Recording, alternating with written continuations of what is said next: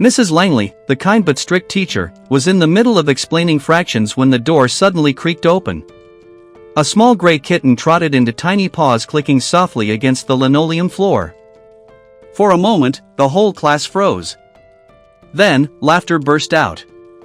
The kitten confidently walked straight to the first desk and jumped onto it. It sat upright, tail curled neatly around its paws, and began meowing aloud, persistent, almost desperate. "Whose cat is this?" Mrs. Langley asked, trying to hide her amusement.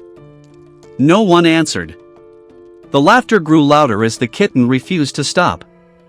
Every time Mrs. Langley tried to continue the lesson, the little creature meowed even louder, as if demanding everyone's attention.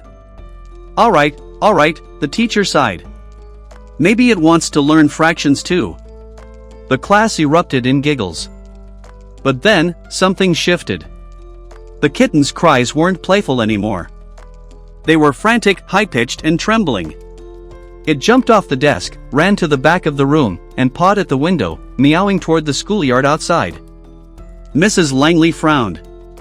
"That's odd," she murmured, walking closer. The kitten kept turning back, looking at her, then back at the window, as if trying to tell her something. Finally, she opened the window. The kitten immediately jumped out and darted toward the big oak tree near the playground. Without thinking, Mrs. Langley and the students rushed to follow. Under the tree, a small figure was lying motionless, a little boy from another class, clutching his inhaler. His face was pale.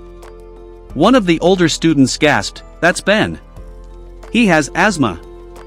Mrs. Langley quickly knelt beside him while another student ran to call the nurse. The kitten circled the boy, meowing anxiously, then rubbed its head against his arm. Within minutes, help arrived. Ben was taken to the nurse's office, and after using his inhaler and getting oxygen, he started breathing normally again. The nurse said he'd had a mild asthma attack during recess and had collapsed behind the tree unseen by anyone. The kitten had found him. When Ben woke up later, the first thing he asked was, "Where's Misty?" Everyone turned in surprise. It turned out the kitten wasn't a stray at all, it was Ben's pet, who had followed him to school that morning, unnoticed. Somehow, she had sensed that her little owner was in trouble and did the only thing she could. She ran into the classroom full of people and made sure someone followed her. From that day on, Misty wasn't just the classroom cat.